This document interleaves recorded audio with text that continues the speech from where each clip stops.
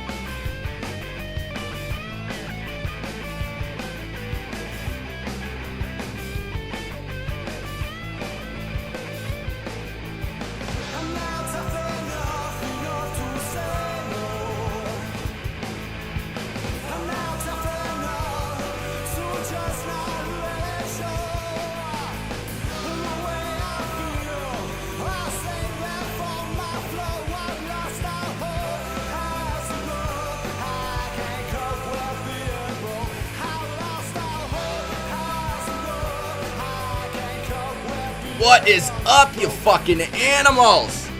We are live, punkinthecorn.com, EWL motherfucking review show.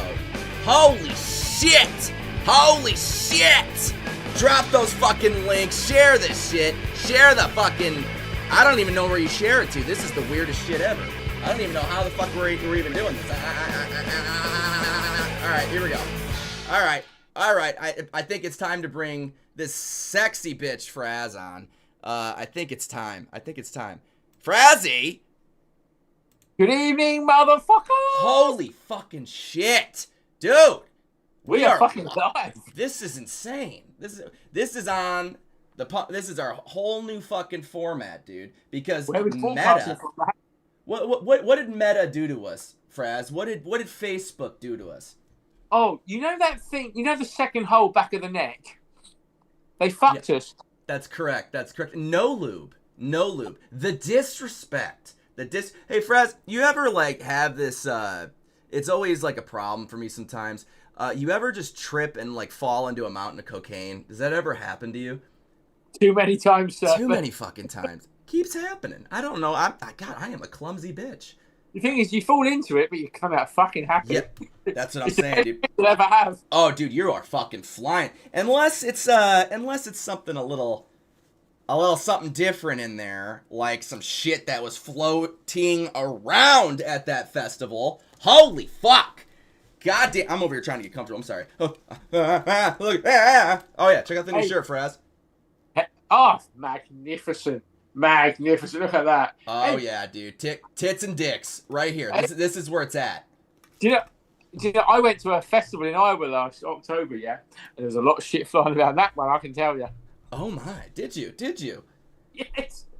Really? And this festival, can you tell me a little bit more about it? Like, what happened? What happened at this festival? Were there bands? There was a couple of bands, yeah, and there was a guy that looked like Tom Selleck who played in a punk duo band, and he gave me some weird shit that tripped me out all weekend. That's all I'm going to say. Hey, Tom Selleck is a beautiful bitch, all right?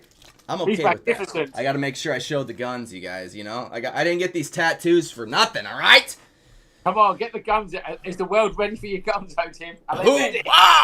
Gosh, damn. Yeah! Booyah! Oh, damn!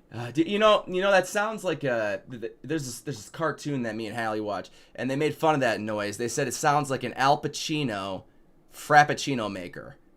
Frappuccino. you know, and that's another thing. Pacino. That sounds a little bit like a coffee. If Al Pacino was a coffee, what fucking flavor do you think it would be? I think it'd be turpentine. Fucking dirt. It'd be dirty, motherfuckers. It'd be Anywho, welcome, everybody. Welcome to this fucking very, very, very new format that we are testing out. Hopefully you all are enjoying yourself. Looks like we got some awesome folks here in the chat. We got Tension Splash. We got, Mr. Fraz. We got David Barricali. We got a lot of fucking people. Blanche Corinthians. God damn, it is fucking on, baby. It is on. Cheers. Cheers to all you fucking animals. Oh, peep the Rising Fall koozie there. Yep. I know the Rising Fall. Ha! I've seen the Rising Fall. Oh my. All right. I had sex with the Rising Fall. How about that? No, I'm just no. Rough. You know, that group is probably the most fucking professional group. They're so tight on stage. You know, we booked them maybe a couple times, and these fucking these animals, every time they're on that fucking stage, it's incredible. When I turned up to that festival last year, somewhere in Iowa, Davenport, I can't quite remember. It was in the ass crack of Iowa, the rectus coitus area of the Grundle. It was somewhere over there. Yes. And they were sound checking as we walked in. I thought, oh fuck, these guys have really come to play now. Fuck. Every fucking band at that festival came to play. And I gotta give a shout out. I really do. I gotta give a shout out to KJ, OTAT. KJ's from Blind Shadow Vortex. OTAT, our sponsors that are currently helping us out. I mean, it's fucking, the Sons of the American Revolution. Great group of people. Great. Check them out if you haven't. So, you guys, more shout-outs? Maybe a little bit. I don't know. Subscribers get this really cool thing, Andy, that you will see here on the show tonight. I am introducing a little something to give back to our wonderful, badass subscribers that have been so loyal. We've had a lot leave. Probably because they're just like, man, this motherfucker with the mustache just won't shut the fuck up. Andy's kind of cute, though, but man, that madman, he's driving me mad. And maybe they left. But if you guys want to subscribe, it's $3 a month. And what I am going to show you tonight is pretty fucking dope, and I'm going to be making more of it. So, without further ado, Andrew, we are going to be jumping into the, not new. That was in a campaign? Oh my God, you guessed it! Oh, fucking A. Here's Kicking Pigeons in the Dark. Alright? And this is the band Sponge. Are y'all ready for some fucking Sponge? Yeah! Yeah, here's a little ska for your fucking ear holes. Enjoy, ladies and gentlemen. Enjoy!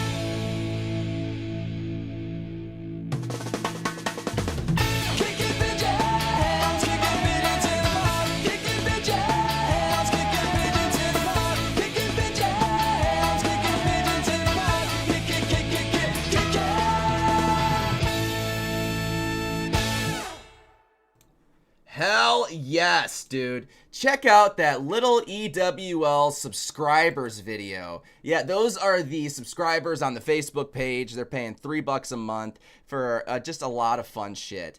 But this is one thing I decided to add on just to give back and show them that I fucking love them. And Fraz, well, Fraz, what do you think of our fans? Honestly? Honestly. You really want the truth. They're fucking amazing. Without fucking you, A right, dude. And I fucking love you guys that tune in every week and the interaction in between shows. It means a lot, and it makes it all worthwhile for me and Tim. So we love you, man. All of you. All of you fucking animals. I'm just letting this little subscriber video finish up, dude. This thing's fucking cool. It looks great. Look at that. Joe fucking Boo. Hell yes, dude. Hell yes. You know, that dude. So, Andy, who are we interviewing tonight? Oh, we're interviewing the Snapcat Bandits from Detroit, United States of America. Oh, dude, I have some fucking questions for these animals, dude. I'll tell you. Oh, so, you know, Dustin and I are a duo. All right, if you haven't heard about that, we are because I am a pain in the fucking ass to deal with. Yes. Yeah. Proud. If I was in your band and I didn't want to play Two-Sided Flag. Would you play it anyway? Absolutely. Is that people left? Two-Sided Flag is just one of those songs that It's brilliant. it tickles the feathers in just the right way. I love It's it. the first song I heard of yours, and I thought, "Fuck, this is awesome." Yes. It's one of those tunes that, so, you know, Biden was in presidency at the time. I believe. Yes. So it's because it was around like COVID time. And, you know, everybody's blaming this, everybody's blaming that. And basically how I always felt, it's just someone else pulling the fucking strings. This guy is the poster child for the handicapped government that we're currently hosting. You know, that's okay. But, you know, when I saw that, I was kind of like, you know what? Maybe I should write a song that kind of shows that there are two sides to every fucking story. There is so much different shit that goes on, that happens behind closed doors. And by golly, shut the fuck up and enjoy some positivity every once in a while. So two sides, one flag. Oh, dude, that's just so fucking. It's a nasty tune. Brilliant tune. And I sang it live in Iowa with some duo as well. Not that long ago, apparently. So, when we were talking about this last band, Sponge is a ska punk band from the nether regions of my grundle. They make great fucking ska music too, dude. And, you know, ska has always been one of those things in the community that it's like you either love it or you hate it. For me, I fucking love it. I love it. To be able to throw some trumpets and trombones and shit behind, you know, somebody with a killer voice. It's always the UK, though. The always fucking United Kingdom. You animals out there create some of the best fucking ska I've ever heard. I swear. Yeah, some good shit around here, man. Yeah, it's brilliant. Brilliant, yeah. Who's an up-and-coming underground band in your area that you saw at a show recently, or, you know? Oh, there is a ska punk band that's coming through, actually. We'll try and get them on the show. I know there's a group of guys that are putting this band together, and they're from different, like, ska punk bands over the years, and they're all split up, but they're reforming a new band. Yes. So Mitosis? Yes. So, yeah, I think these guys, they're really, really good, and it's going to be probably about a 10-piece band, and I just know the quality of those musicians. Once they start rocking and rolling, they put some shit together. That's the guys to look out for. I back every single one of them. They're brilliant musicians. So I'll keep you posted on that one, man. Well, fucking A. You heard it here first on the EWL Indie Review Show. Oh, exclusively on the punkinthecorn.com. Not broadcasting on Facebook, by the way.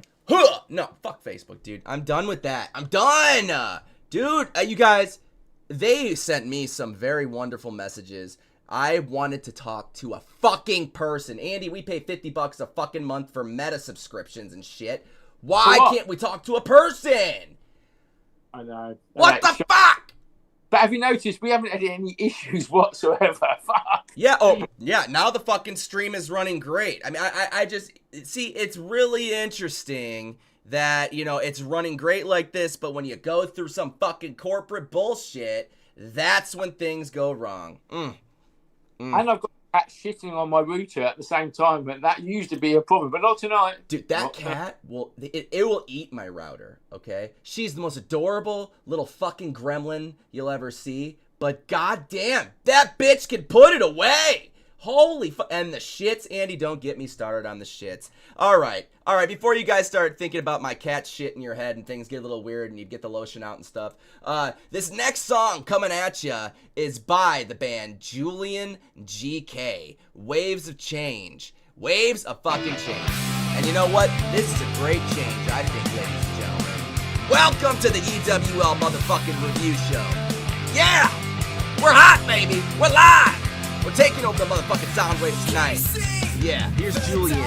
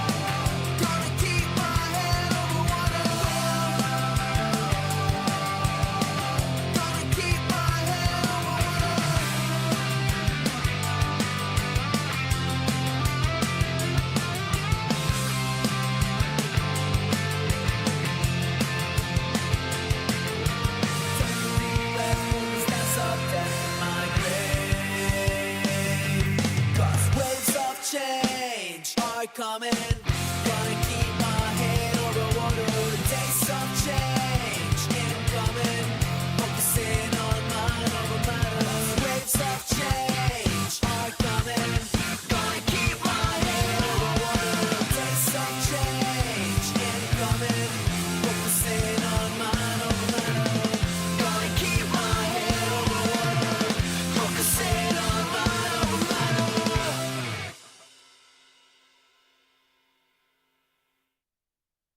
Holy fucking shit nipples. Andy!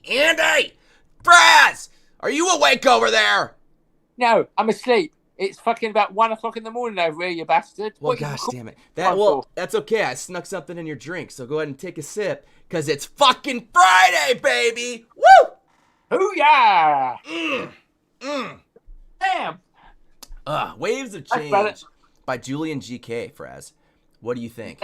That was good. It's the first time I heard those guys. That was fucking good, wasn't it? That was kick-ass. They're Kick-ass. absolutely kick-ass, dude. You know, and guess where they're fucking from, Andy? Iowa, Davenport. No, London, United Kingdom. Yeah. Gosh, do you just piss excellence in the morning time? Is that what you do? Did you come out of your mother that first day with a perfect credit score and a beautiful fucking face? Jesus H. You're running circles around us, Fraz. Ugh. You've witnessed the second coming tonight, people. Holy. Oh my god. You know, I gotta say, every fucking Friday when I hang out with Fraz, you know, my best friend, it's like being at the bar. It's like just hanging out with your homies. It's the best, man. It's the best. I love this shit. The best, isn't it, man? Oh, I love this shit. And you know, you guys, if you are having trouble with the chat online there, I opened up the YouTube there, so you are welcome to, if you need to, you could switch over to YouTube, and then you could join the chat in that YouTube chat. That's no problem. It's just bullshit because you have to have a fucking account with it, and that's fucking stupid. So, but if you don't have an account with them, well, fuck them. Then you can go ahead and go stay on the website with that chat. It's not bad. It's a learning curve, and I think it was a good base to start with. But I think I might have to do some more coding and maybe fuck a nerd or two. We'll figure it out. Don't worry about it. Oh my wife's a nerd. Oh boy. No. What I mean by fucking nerd or two, I mean by just by begging one of my indie friends to please help explain this shit to me, because holy fuck, man. Ugh. Fraz, were you ever the go around one night stand type guy when you were younger? When you were just, you know, when the wind can make you hard? Maybe. You were, weren't you? You fucking little deviant, beautiful delinquent. I knew it. I fucking knew it. I knew it. I sampled the fruits of life and it was fabulous. Fruits of life. Fruits of life! All right. You know what? Fruits of life. Coming at you guys next. Looks like we got Harwell. And you know what? Next fucking tune's coming from the chat. So how about you listen up closely and drop the shit like it's hot. This is the EWL Review Show. Let's have some fun, baby. Mwah! I am denied when I'm wondering why.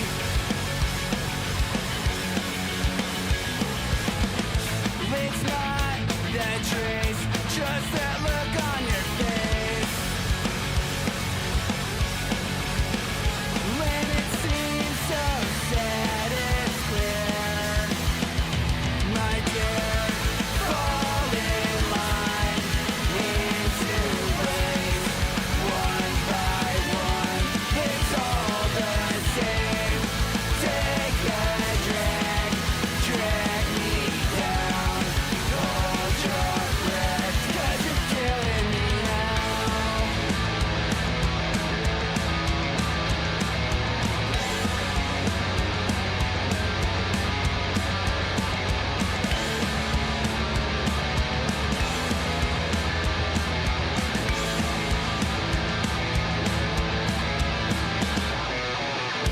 What did you expect with that heel on my neck?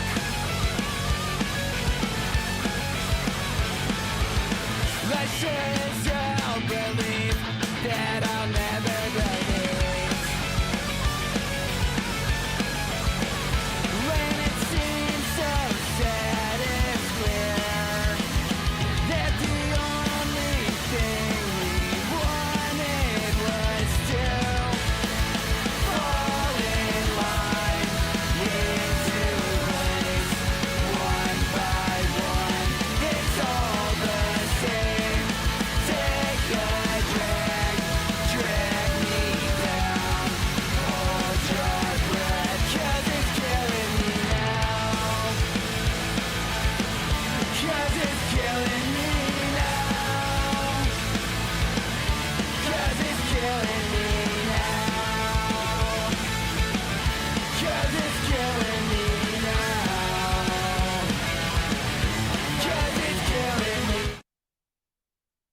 Yep.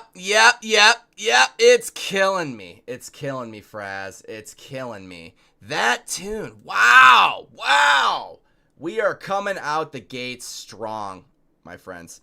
Really strong. We've got this, man. Oh, god damn it. Oh, look at this shit. Tungsten. All right, motherfucker. He wants me to play his... it's happening.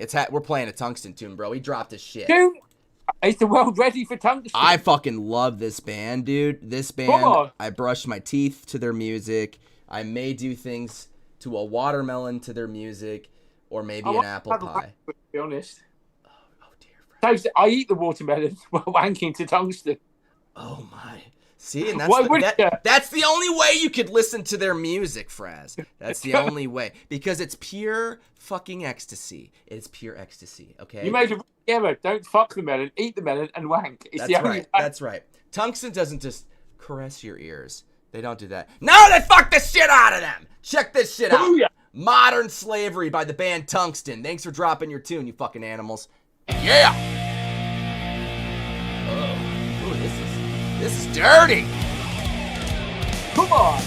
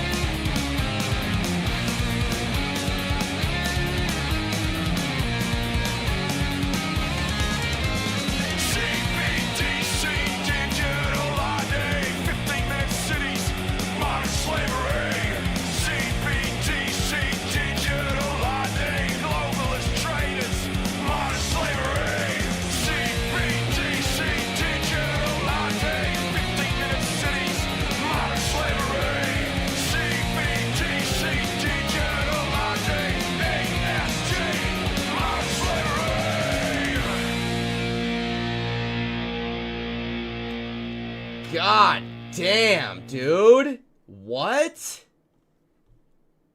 Nasty, wasn't it? What the fuck? Holy tonight.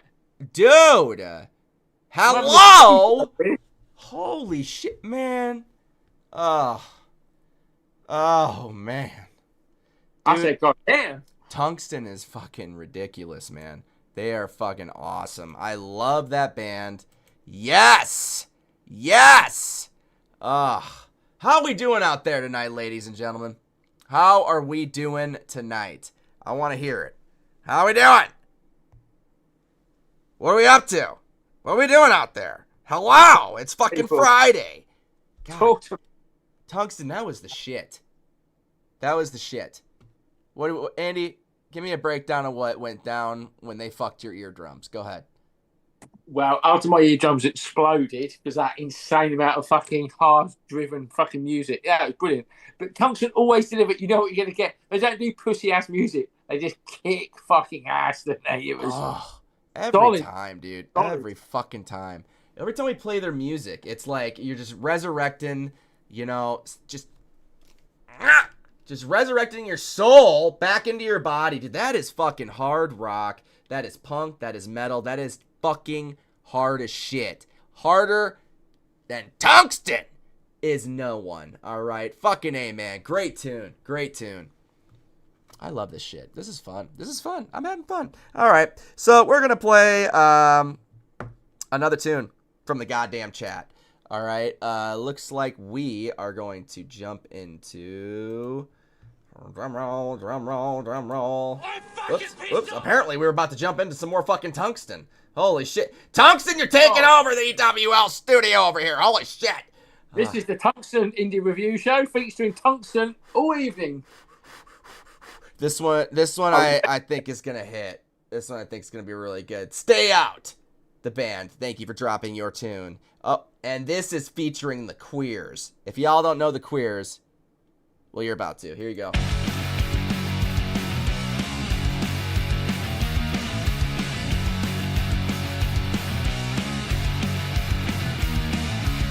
When I'm in my bed at night, it's true that life's so lonely. Even when you're next to me, I look back, life's so lonely. When I'm stuck inside my head, I get lost in the words he said.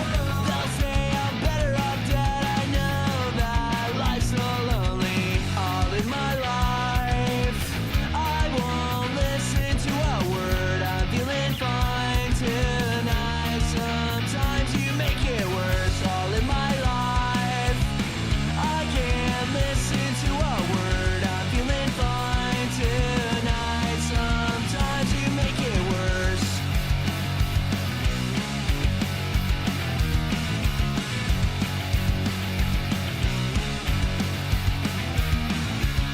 When I'm on the road at night, it's true that life's so lonely. Even when I'm in the crowd, I look back, life's so lonely.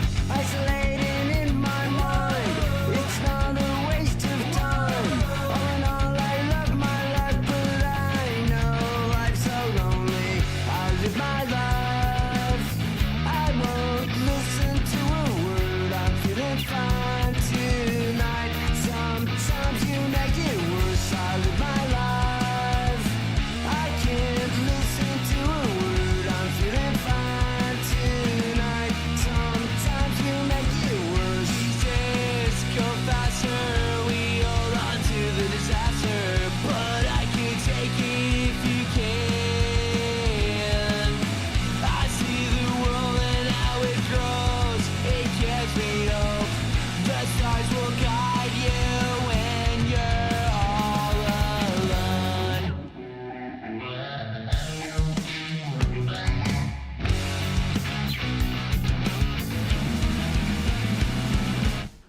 All in my life, I won't listen to a word. I'm feeling fine tonight. Sometimes you make it worse. All in my life, I can't listen to a word. I'm feeling fine tonight. Sometimes you make it worse.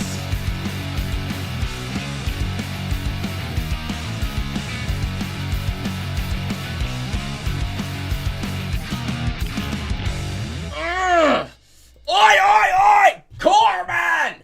Holy shit, someone check my fucking pulse! Medic! Oh my gosh, dude. Alright, Stay Out is getting the blood pressure fucking pumping, okay? It's getting it pumping. Alright. Alright, shortly, Fraz, we are gonna have something tremendous happen, okay? We are gonna have the fucking Snapcat Bandits in this motherfucker. There we are. That'll be happening here shortly, ladies and gentlemen. 7 30. Yeah, Snapcat. Yeah, Bandits. I know you're watching. I know you're watching. And don't be nervous. Don't be nervous. We're gentle. We're gentle. And I even have my class ring on. So don't worry. Time to check a prostate. All right? And we got to see where this duo fucking comes from. Why they're a duo. Why the fuck? Why don't you have a bass guitarist? Why don't you have another guitarist? Why don't you have another singer? Why? But I also want to know is how the fuck do you get that fucking sound out of two people? It is magnificent. And you know what? How about you guys check this shit out right now? Because here's one of my favorite tunes by the Snapcat Bandits. If looks could kill, check this shit out.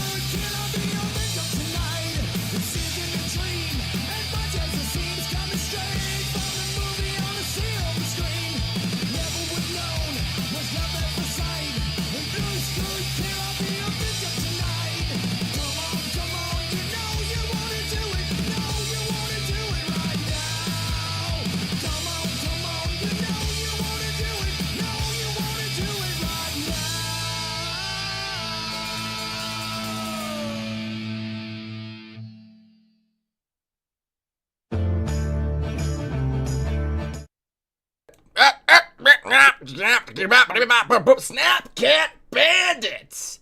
Frazzy, what do we think, bro? Always been a fan. They've been on many of our playlists. I'm hooked on them. They're fucking brilliant. So I can't say a bad word about them. I'm a fan. I fucking love those guys. Oh, they're so fucking good. They're so fucking good. Oh, and we'll be talking to them about a few tunes, and I also have to talk to them about the issues I have in my pants currently listening to their music. Here is Better Days by 4 Foot Fingers. Rock and roll. Rock and fucking roll. This is the EWL review show. I want you to grab some smoke, grab a toke, grab some blow, do whatever you gotta do to get through this fucking show, baby! Because we got music and we got an interview coming up. Check this shit out! Yeah! Oh, Brad, listen to this shit. Ah! Let's do it.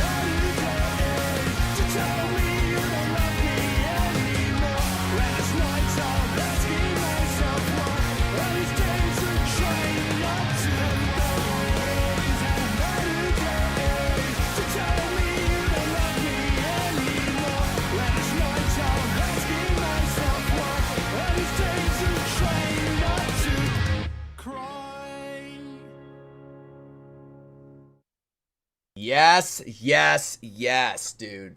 Oh, that was the band 4 Foot Fingers and their tune Better Days. You know, and Andy, I bet you can't guess where this fucking band is from. Iowa, Davenport, United States of America. No, sir. Brighton, United Kingdom. Woo! Hey, God, my hometown. Fucking artist is from the United Kingdom tonight. What? Shout out to the UK, dude, for just like I said. From Brighton, love you guys. Well, fucking A, dude. But check this shit out. This is EWL. Coming up next, unreleased tune by the one and only Snapcat Bandits. For now, let's give a shout out to the fucking gatekeepers and gutter keepers. You got the tarp, like you built this shit. Never played a show, never earned one hit. Talking like a king with your paper crown. One real scrape and your whole act drowns. Gate plastic suckers. I see through every lie. You break the second you try. Gatekeeping, gatekeeping. You are all gatekeeping. Hey, gatekeepers, you're gatekeeping, you're gatekeeping. Whisper like snakes, never say it to my face. Steal my style, then pretend to set the pace. I step on your crowd, watch you fold and flee. You cannot fake the truth, you cannot fake me. Gatekeeping motherfuckers, fake plastic suckers. I see through every lie. You break the second you try. Gatekeeping, gatekeeping. You are all gatekeeping. Hey, gatekeepers, you're gatekeeping, you're gatekeeping. We get loud, then we get mean. Feelings of hate mixed with the naive. When will it stop? Stop it! We'll never know. Judgment free always is EWL. Gatekeeping motherfuckers, fake plastic suckers. I see through every lie. You break the second you try. Gatekeeping motherfuckers, fake plastic suckers. I see through every lie. You break the second you try. All right. So, excuse me, Mother Nature's pubes got caught up in my lungs a little bit there. So, that tune, Gutter Keepers, I played it a couple times on the show. It's one of those songs that is not what you would usually get from that EWL vibe. Why? Because it's not supposed to be, right? This, usually we respond with positivity, affluent behavior. We're very nice, we're appeasing. We're mindful, right, Andy? Absolutely. You're appeasing. I've always said that about you and Dustin. Yep. Until you fuck this shit up, right? So, if you want to play, usually we would just respond with, I'm sorry you feel that way. Let's try to come to a solution. And now it's like, man, me and Ruggles, Lane Street Sound and Stage, we're up to about, 20 shows since the fucking start of the new year. That is disgusting. Okay, and these aren't 20 shows of those same fucking local bands. No, these are shows with bands from out of town, from around the world. These shows is what's gonna bring live music back, and that's why I'm doing it, Andy. We gotta remind these fucking people that it's way better in person than it is on your fucking phone in front of your face. This type of shit, absolutely watch on your phone. When you're taking a shit, awesome, love it. Watch deeply, because it'll probably help your shit even go out smoother. But it does. But live music, what's the live music like by you, Andy? Like that scene? Yeah, it's okay. There's a good vibe. It's in pockets of areas where there's a good scene. You get the right bands, the right crowd. I wouldn't say it's consistent across where I live, but like I said, there's small pockets. But you find the right pocket, the right band, the right crowd, and it kicks ass, man. Fuck yes, dude. Yes, and that's the thing, that's how I find most of these underground bands. A lot of the bands, that we'll play are definitely when they're present in the chat, because we take the music from the chat. We don't screen this shit, you guys. This isn't planned. No, this stuff is dropped in the fucking live chat, and Andy and I are just like, fuck it, man. Let's see what they got. Bring it on, baby. And every time, this community never disappoints. Never. They don't. It's always fucking gold. It's gold. It's ear jizz. It is. Ugh. I can't get enough of it. Woodstock coming at you in 2027. This is the type of bands that are going to be taking that stage. Yeah. Frazzy will be back. He is coming back hot and ready. And Fraz, I know you got some new material coming out. I know that you and this band, fuck, man. You guys were already incredible, and it was just you, and you were incredible. So, you had that amazing bass guitarist from KTO, Mark, and then you had Dustin on the drums. Now, but you guys, it was just, you know, for the Fraz, it was only you because the rest of the band couldn't come. But now, oh, they're fucking coming. It's And on. there could be a celebrity joining us on stage. Yes, sir. Absolutely. Absolutely. And Andy, did you want to share that name yet? Or are we going to let him tickle? Are we just going to tickle him for a little bit? Timberlosion. That's fucking right, dude. And I will be nude. What? Oh, no, I thought we were all playing nude.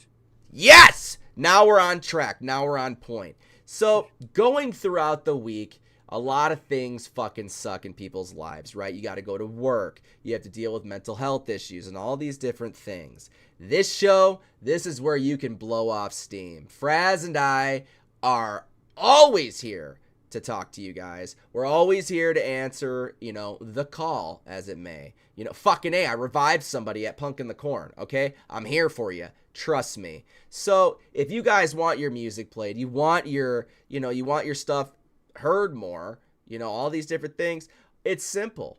Just participate in the live streams. Subscribers get priority play over everybody. You know, that's fucking cool. But with everything else, that's all you got to do, man. The one fucking rule is just don't be a dick. It's kind of that's pretty. Yeah, I mean that's a pretty easy rule to follow. I know punks don't like rules. Nobody likes fucking rules, but this is more of a morality rule. So don't be a dick, and that's it. And we'll help you. And then that next person will help you, man. Andy, can you explain the playlist that you run? You know, throughout the week, throughout the months. You know, what is it? Yeah. So what we got, me and Tim, we find underground artists and then we put them on those lists to bump them up. So Tim's got a massive list of artists that he finds. He sends them over to me and then we mix and match it with existing people. So it's trying to build up people's exposure. So if we find a fucking kick-ass tune, we put them on the list. All we ask you to do, just give it a spin. Listen to everyone, support each other. Yeah, and a share. Yeah, that's all you got to do. That's all you got to do. And then it supports everybody on there, doesn't it? So it's good. It's good. It absolutely does, man. You know, when we help each other, it's way better than going at each other. I'm telling you right now that the fighting and all this shit, it needs to stop. It needs to stop. This guy that caused all the trouble, Andy, for me at Punk in the Corn, the guy that called me a Nazi, the guy that called me all these things and spread all these rumors, I fucking ran into him. Oh, I bet he was happy to see you. Dude, he was totally ignoring me. He pretended like I didn't exist. We were in the same aisle. It was the dollar store. We're in the same fucking aisle, and then we're in line, and this motherfucker's right behind me. Still doesn't say anything. You know, we're both. It was kind of it was like a scene out of a movie because we're both in our punk vests. You know, he's got. Were you though? Fucking hell. Oh shit, you know, I had the fucking tats out, you know, I was ready to rock and roll. But then I thought to myself, I'm like, man, fuck that. Let's kind of confuse him, but also remind him that, you know, I really am not that person that he explained, right? So, I turned around and I said, hey, what's up, Sean? And he looks at me and he's like, oh fuck, you know, and his face goes red because, you know, I know he wants to punch me a lot in the face. Cool. And then I look at him, I said, hey man, it got pretty heated, and I just want to apologize for the things that I said on my part, and I just want to let you know that we're cool, you know. And then oh dude, that face turned from a fucking red apple to just absolutely semen white. I mean, that shit, you know, he gulped, and then I hand him a Punk in the Corn Music Festival sticker and my card. And I say, Sean, I want you to reach out to me. I want to get you on a stage, and I want to help this community. And I was like, even those bands that were so fucking, you know, ruthless with the Michael Graves shit and all that stuff, so ruthless. I want to open the door to them. Let's do it. What did he say? He said, first he stuttered about 15 fucking times. And then he was like, you know what? Yeah, man. Then, you know, and then I shook his hand. I said, all right, brother, you know, God bless and have a safe day. All right, man. We'll talk soon. And that's it. And then I left, you know, no fighting, nothing like that. And, I think that doing something like that not only karma, right? It helps your karma, but it's going to help this person's karma, and I really feel like it's important. So, forgive, never forget, right? Because if we forget, then we make the same mistakes. But remember, everybody is going through their own shit. It's very important to take care of yourself, take care of your loved ones, your friends, and then you know what? When you're walking on the fucking street and you see this guy freezing his ass off and he's homeless and he has nothing, well, maybe fucking A. Maybe you could toss him a t-shirt. I don't know. I don't know how many times me and Dustin have done that shit with our merch. I go run out to my car because I see this fucking guy freezing in the city, and I'm like, dude, here, man. I think I gave a guy my coat. I froze my ass off that night. But it really does feel good to help somebody else rather than hurt. And if you are the ones hurting, well, just try the other way, and you might just see everything a little bit differently, right? I think so. Absolutely. Good words, my friend. Absolutely, baby. All right, check this shit out. Here's a brand new tune from the one and only Snapcat Bandits, unreleased. Bury Myself Down. And coming up after this tune, oh yeah, baby, is the Snapcat Bandits interview. Let's get some. Get some. All right? Yeah.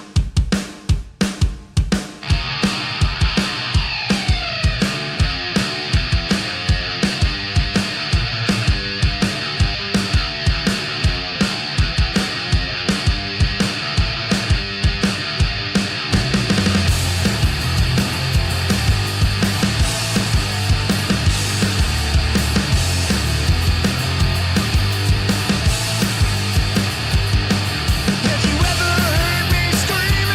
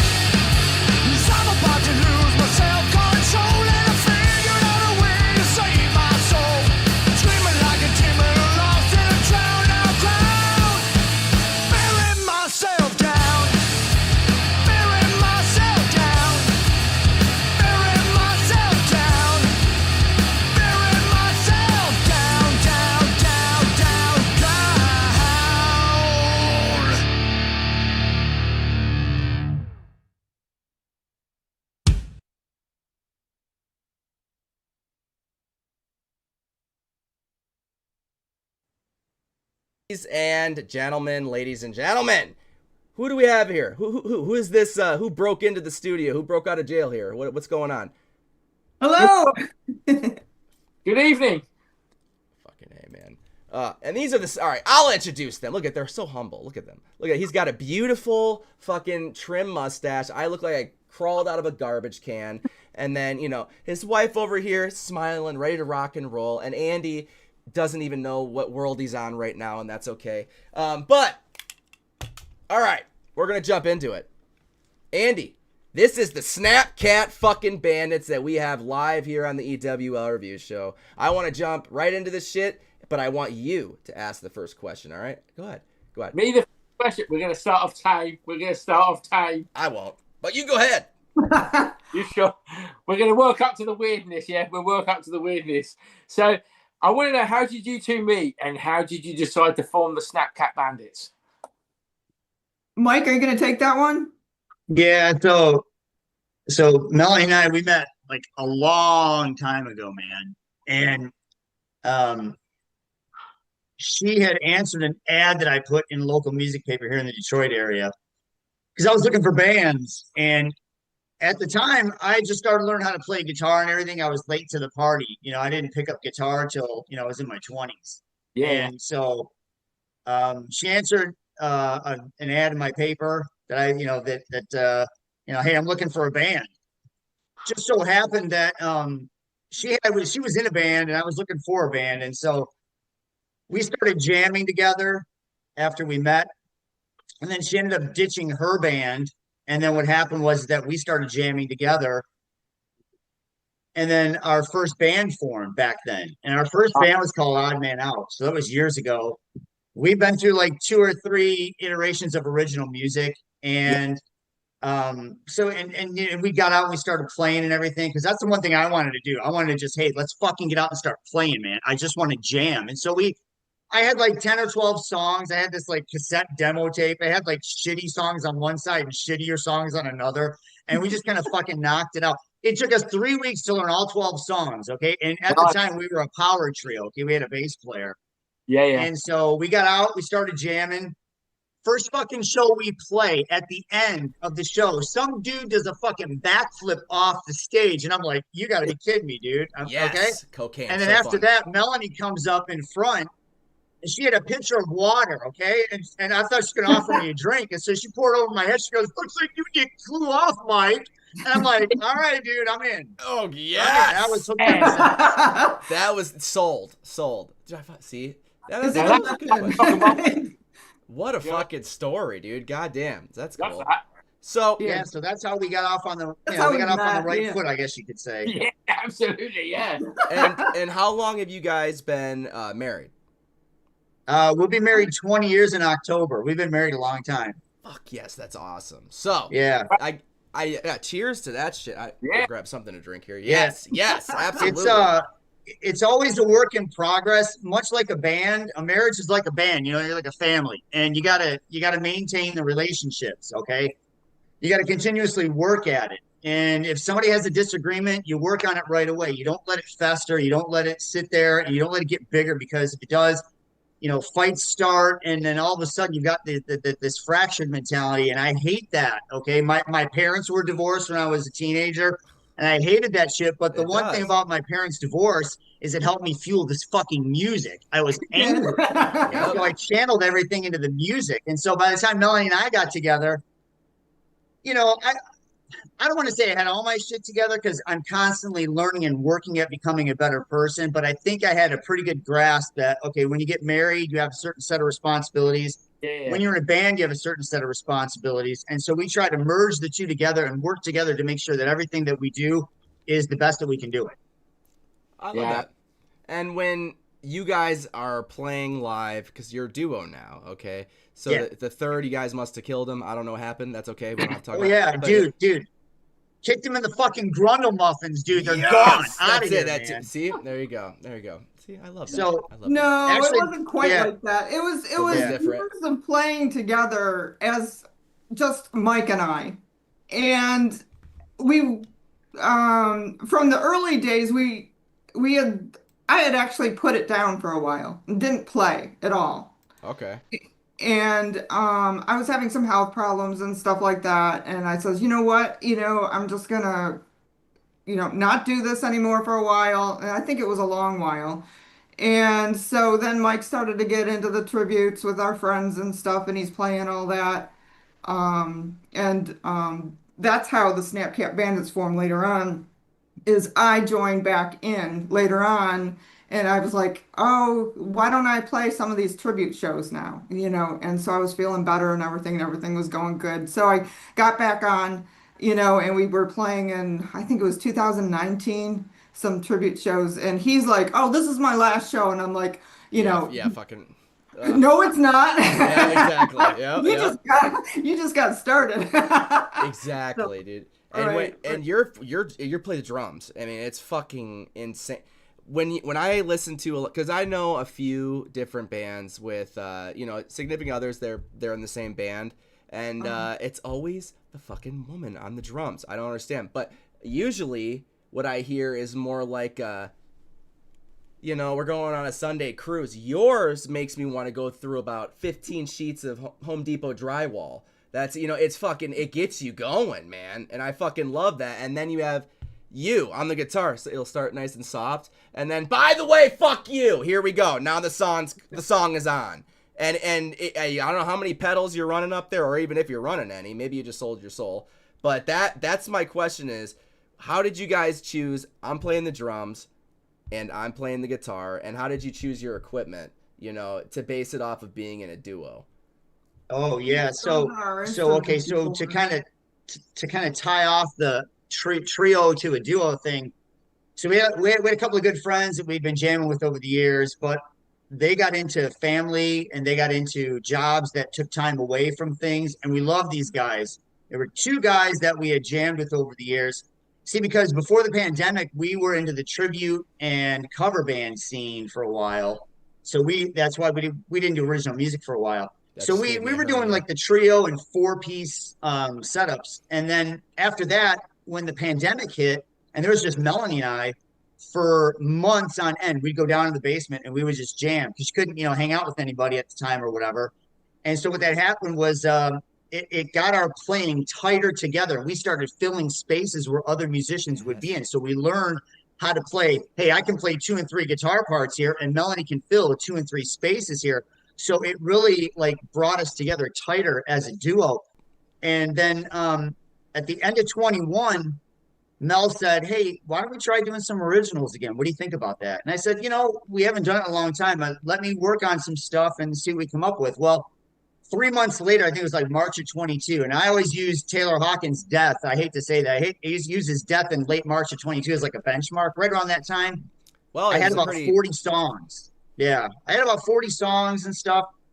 And so Melanie helped me weed through the songs. We got down to about 6 or 7, and holy that shit. built the foundation for our first EP. And we decided that, okay, since it was just the two of us together, we could probably make this work at some level. And so we decided to go ahead and self-record everything from there with with the equipment that we had. We had some basic equipment that we used in our basement.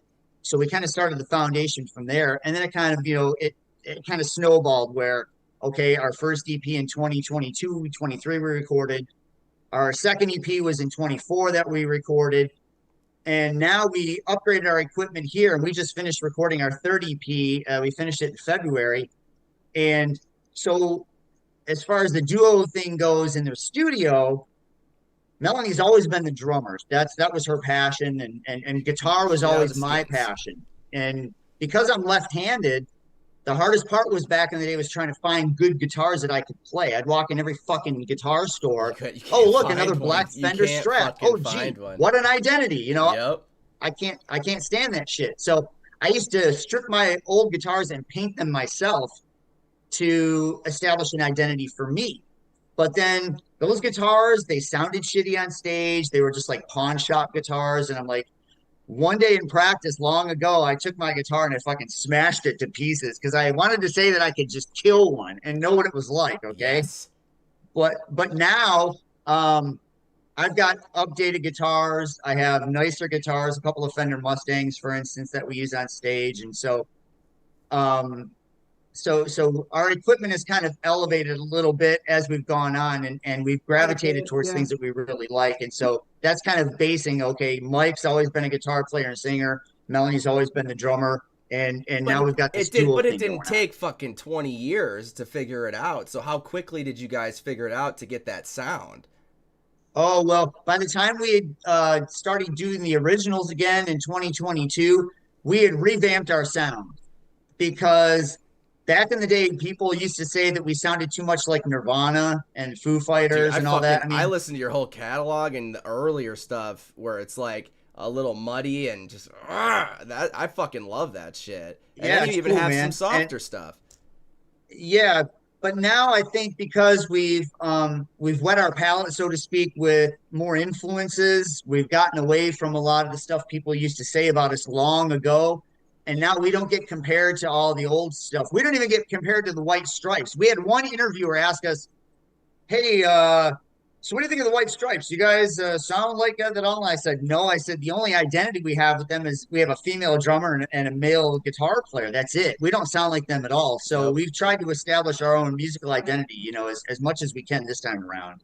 See, that's a good thing to do, especially as a duo. But I feel like when there's too many cooks in the kitchen, you can't really reach your full-on potential because everyone's going to put their opinion into the bid, right?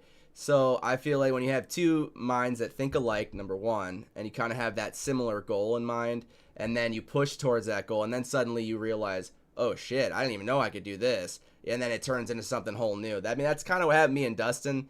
You know, we say we're a punk band, but fucking A, we're like, we play metal, we play rock music. You know, we're all over the goddamn place because we just play whatever we feel. You know, we just gravitate towards punk because that's how we grew up. That's the music we grew up with. But you know, listening to you, I'm super excited to book you guys at a fucking show. Number one, that's gonna be fun as shit. Oh, I appreciate that, dude. Thank Oh you. my god, it's gonna happen. Trust me. And especially you Yeah, guys, because man. you guys are pretty close. I mean, are you in Chicago?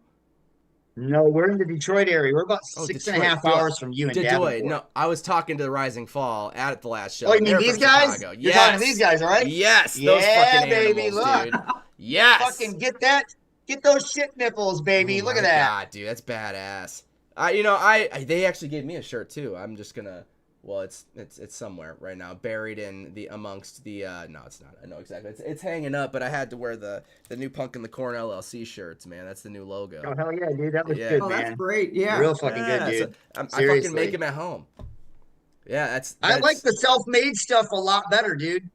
well, yeah, and then because you go Shopify pop-up stores, you know, you could do all that shit, and they get nice stuff. They do great quality, but you're paying out the ass, and then the artist makes what, fucking 10 cents on the dollar for their, you know, that's what they get. It's like, I'd rather pass. I'll sell it for $20. Cool, you know, let's do it. Yeah, And throw in a absolutely, CD man. You know, and you know whatever. Fuck. Right. So, Andy, before I keep blabbering to these wonderful people, and I didn't even give a chance to Melanie to give her, you know, her setup there. Sorry, Fraz. One sec. Melanie, what's your setup for the drums? Do you have a double kick that you use, or is it? I do not. I'm using a regular, just one kick drum, one kick. And God, the it's a cardio. 4-piece. It's not very complicated. It sounds complicated. I can't do that. So Wow. yeah, it sounds pretty fucking complicated to me. I mean, shit. To make a room full of sound with just two people, it's very difficult to do. That's why I dance around like a jackass. I got a Bluetooth thing, and I fucking run out into the crowd and you know whatever. It's theatrics. It's fun. It's also not perfect at all. But you guys, I feel like watching you on stage because I mean I watched a couple live videos of you guys, but standing in front of you would be a totally different story. And you guys are very tight, like sounding. Like I mean, you may think you make a lot of mistakes up there, but they're not noticeable at all. And it's one of those bands that you could say this band sounds like they're recording. So you know even if it's a basic kit, girl, you're fucking rocking it. I mean, holy shit.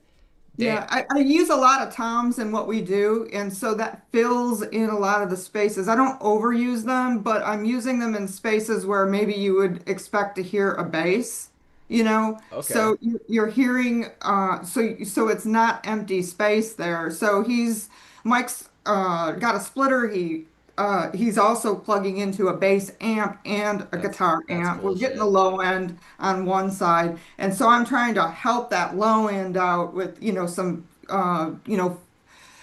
tasteful fills Right. on the tom so that it doesn't sound empty. And I think it works. It works really well. It does work quite well. Yes, it does. I would agree. I would But I agree. can't play that way if we have a bass player. So we've played with bass players, and sometimes we brought our friend in for fun, but I end up laying back, because I'm like, okay, and it really does change our sound. So, at first I was like, when Mike said we're going out as a duo, I says, I don't know, I think that we need that bass player. And so we originally went out with one of our friends on a couple of the shows. I think it was in 24. And we decided that, we were going to, well, I think we booked him. We booked him for the show that we were going to play at Corktown. And then he was not able to come. He had some family obligations and stuff. We're like, we're not canceling the show. We're going to do this. So we went out there for the first time as a duo at Corktown. And I think it was December of 24, right? Yeah, that was, hey, Tim, that was the first time I heard your program was in December of 24. You were kind enough to promote a show for us that Oh, no night. shit. Yeah, so we were playing Corktown Tavern downtown Detroit, right? So I record the whole thing, Yeah, so right? so Saturday afternoon, right? So Saturday afternoon, you and Andy are just going at it. And I asked Melanie, I said, what do you guys, Mel, what do you listen to? She's like, the EWL Indie Review Show. You got to hear this. I said, okay, I'll give it a listen. I'd never heard it before. So I hear this guy in the background going, motherfuckers, let's fucking do this. It's a Saturday afternoon. You motherfuckers better wake up. And I'm like, who is this dude? This guy's awesome. Because my brother and I do that when we used to do that when we were growing up. We used to yell at each other. Hey, Yes. what are we Get doing? fucking psyched up, man. You're pumping each other up. And then I heard the Rising Fall song, Breaking the Chain. So in one swoop, I got my favorite online show, rock and roll show on the planet, and I found my new favorite fucking band on your program. And I love Kim and the gang. Those guys are Oh, such close friends they of were they ours. talked huge about you guys. They really Yeah, did at we the love show. these guys so much. I mean, it's so everything was kind of wrapped into one when we found you guys in December of 24, and that's where all these friendships and relationships in the community started. And I was just like, you know what? This is really great. Oh, I came down here not only to show you guys that we're actually married, but I'm getting a feedback on my computer screen. I couldn't hear well, so I figured I'd run down. How you doing, baby? You're good. You're good. If you guys want to stay on one screen, I could always close this other one if you. Yeah, if you want. that'd be fine. Yeah, Yeah, it's yeah. Yeah. That's just down the hall there. I was so, but But that show convinced me that we were going out as a duo because he's like, yeah, we're going out as a duo. We're not going back to the bass player. So I listened to the show back that we recorded, and I'm like, yeah. After I was like, you're right. It really does sound full. I just cannot say that we need the bass player anymore. So he says, yeah, I'm confident with that. Let's do it. But we worked that's on our sound. Tim, we worked on our sound, so I had a basic setup at that time, and over last summer, I had I elevated the bass side of the stage. I got a bigger Ampeg bass, and I got a two-channel splitter. Our producer Chuck Alkazian, who produced our three EPs, he kind of put the bug in my ear. He's like, you know what? If you really want to sound better on stage, you need to get a You need to do splitter, this. split everything off so you have the bass frequencies on one side of the stage and the guitar frequencies on the other side. And I stand in the middle. You can't even tell that we don't have a bass player when the engineers go ahead and they modulate Well, the they have sound to do out. it right. And they got to do it right because some guys get it right and some people they don't get it right. Ugh. And even if you don't get it right, you still got to do a good show, right? Right. You still got to fucking play. But we've made efforts to really balance out and modify the sound so it really sounds full and rich. But it's not complicated. No, it's really not complicated. It's But super it simple. does, but it doesn't need to be, man. That's the Right, thing. right. As long as it drives you and it's good on the ears, that's all you need. I mean, Yeah. and Dustin, God bless that man. We've been doing this shit as a band alone, the two of us, for a little over 5 years. But he is the fucking Neil Peart, fucking every drummer mashed into one. This guy is Right. all over the fucking place. But not only that, he can play bass. He can play, other instruments. He can sing. And and how you guys adapt, that's kind of how we did. I was just tired of fucking people coming in and out of the band. Sometimes it was with partying. They just couldn't get enough. Right. It's like, man, Yeah. what the fuck? We're on stage. You're gonna blow off your kick drum? Jesus Christ! What's going on here? And then other times it was, it's not work for me. I don't want to do this. I don't want to do that. I can't make this. I can't make that. And that's when I looked at Dustin, because I was at his fucking house at 5 a.m. This guy has kids. Number one. Yeah. Man, his house is 5 a.m. Hey, motherfucker, I'm here. Let me in. And then we record in the studio for 9 hours or practice all day. And we just adapted. And then we got to a point. Now we play shows sober, but we used to play them fuck 7 ways from Sunday, man. I mean, I could barely see straight.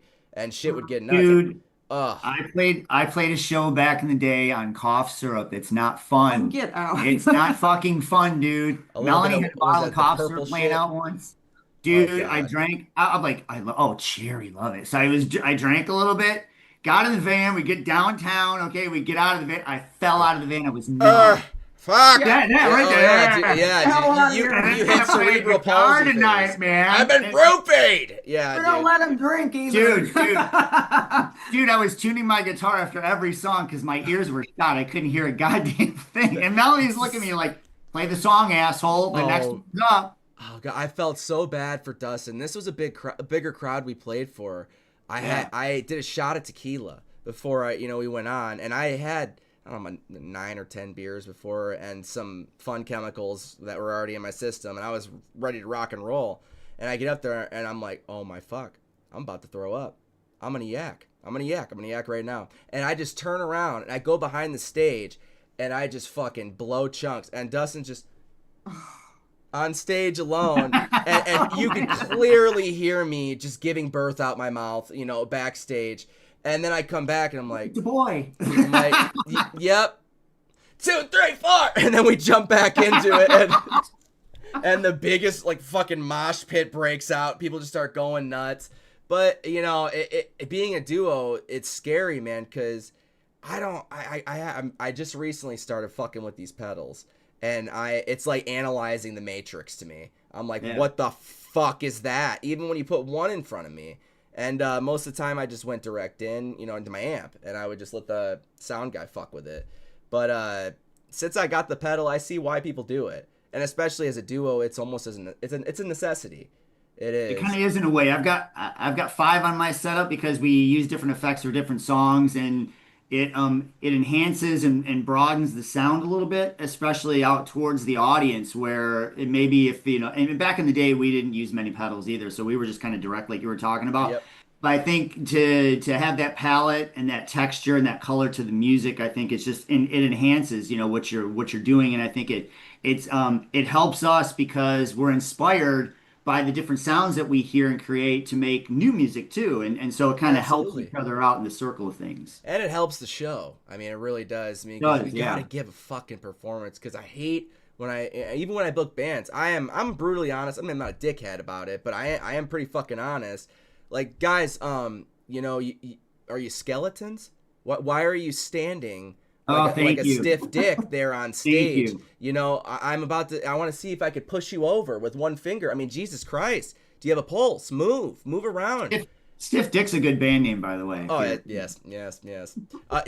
Dustin was in the band The Dirty Lincolns, and he didn't even fucking tell me. That would have been a great name. EWL, fuck that. Dirty Lincolns, hell yes. Oh my god. Ugh, Hell Andy, yeah, dude. Andy, go No, ahead, I and agree ask with him. you. I agree with you 100%. When we go watch bands, I like bands that jump around, that interact with Yes, each other, that energy. move, Interact with the audience. and interact with the audience Like, too. wake the fuck up. Yeah, because you gotta wake the audience up. Because right? there's 2 of us. Dude. I have no excuses. There's nobody in my way. I use every inch of the stage. Every fucking stage Fucking you've ever A right. big or small, I use it, and because it's there. But I want people to see that we move around. Okay, Melanie, she's obviously behind the drum kit, but me, I've got no excuses. I'll get out there and I'll fucking move around. Yes, you got to. Yeah, but even I've got to move around. and you do to a certain extent. I guarantee you got like the fucking Gene Simmons hair fucking going and Yeah. shit. You're rocking and rolling. Hell yeah. And if we don't translate that audience or that energy to the audience, then we're gonna be a couple of bunch of stiff nobodies up there. And I hate that, watching other bands that way. And people are gonna remember that They won't. They'll be like, oh yeah, I saw this local band. They'll remember your name, sure. Yeah, they'll remember a few lyrics to your tune, but they're not gonna remember the performance fully on. I mean, Right. I played in my fucking nude actually one time with the guitar covering my genitals. Yes, absolutely. I had it backwards. Neat. Okay. Apparently, you're supposed to picture the crowd in their underwear and not your whatever. We don't. Oh, have to the talk Mike about it. Brady. Yeah, the Mike Brady sequence. Yeah. But it was one of the best performances I've ever done. I mean, Jesus Christ, balls flowing. I was going. You know, I didn't free balling. sweat. Hey, when Oh you my free God. ball, you're good, dude. Seriously. Oh, you know, who knows? Maybe Woodstock. That might just be a thing. Oh God, Andy, go ahead.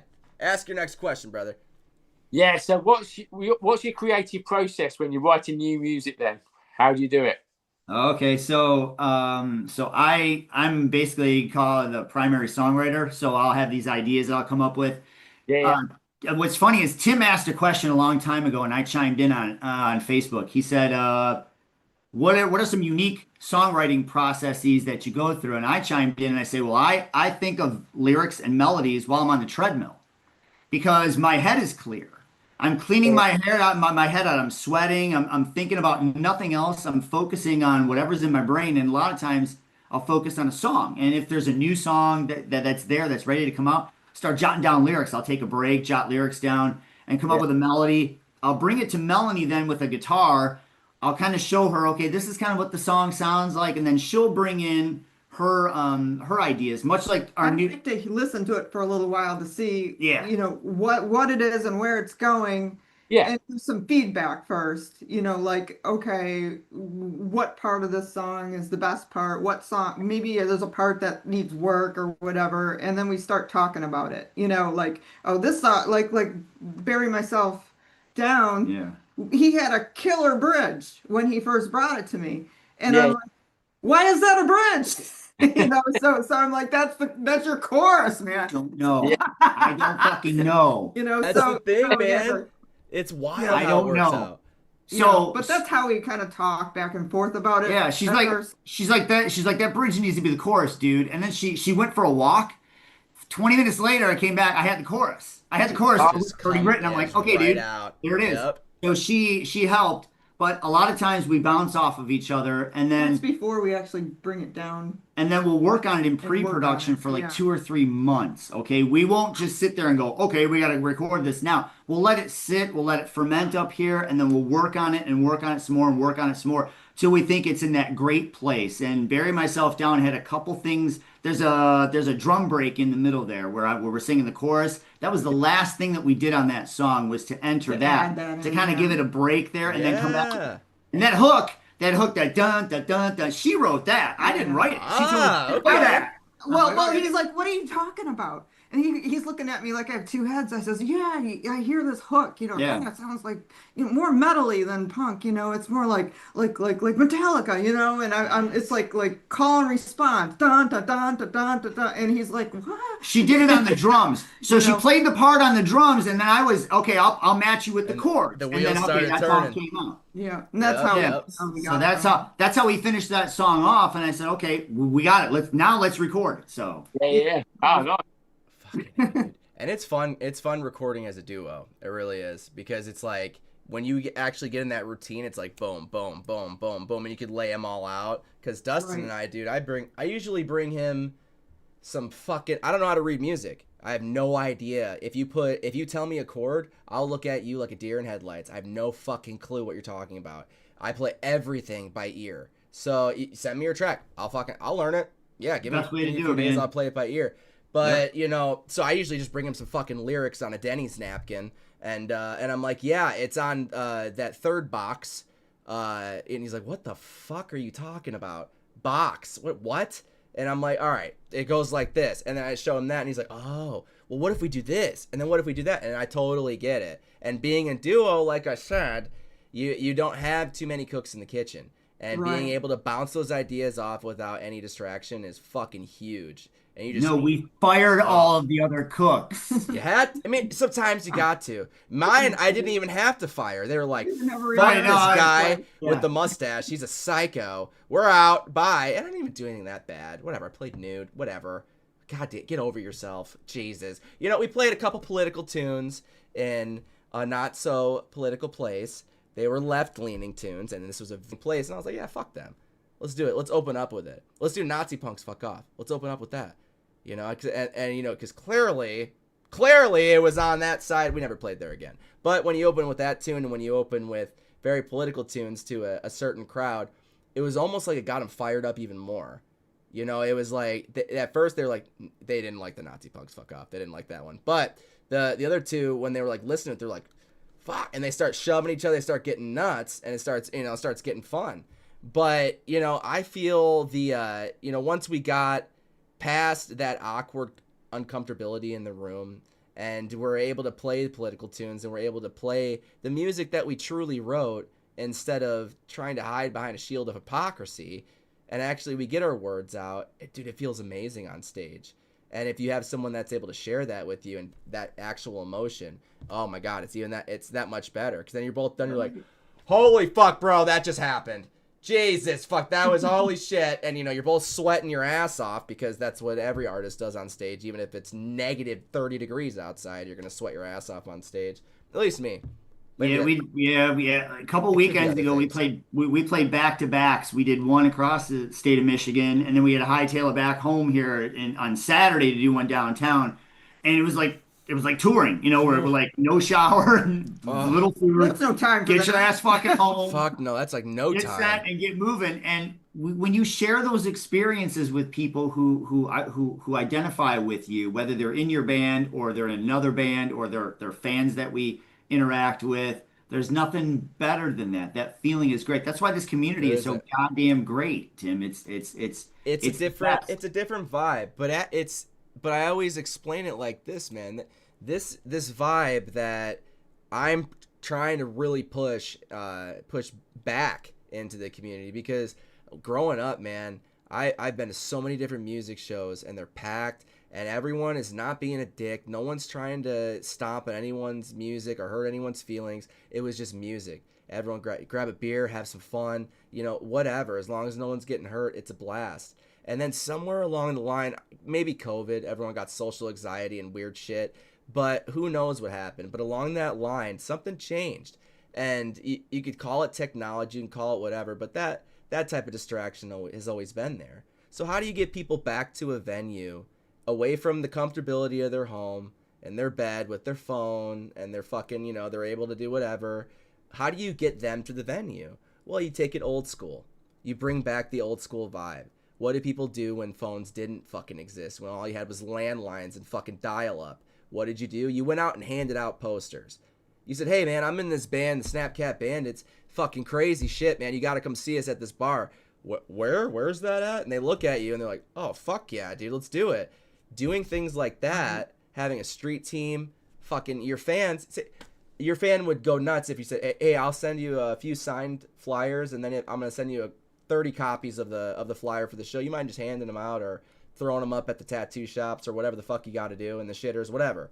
And you do that, and suddenly things change, because it's not about the fucking phone in front of your face, because they're just going to scroll right past our videos every fucking time, because that's what they do with even mainstream shit. It's the same thing. Yeah, most times, Tim, what they do is online. They live in a different world. They'll like your stuff. They'll like your stuff, but you try to get them out to the gig, and they won't come for all those reasons you just listed, because there seems to be a disconnect between what's on the online world and what's in the real world that we all know about, you know. And the best thing that a band can do is get out there and fucking play live. Show us what you got. Get on stage. Make me move. Yes. Make me pay attention to you. And I'm on stage. I'm going to try to do the same to everybody that we come across. I'm going to try to fucking make you pay attention to us. Yeah, well, you're yelling at them. There was one show he was yelling out the window because we were in a top level. Oh, yeah. And he's screaming out the window at everybody, hey, you guys, get the hell in here. I didn't say it like that. Fuck yeah. I didn't say it like that.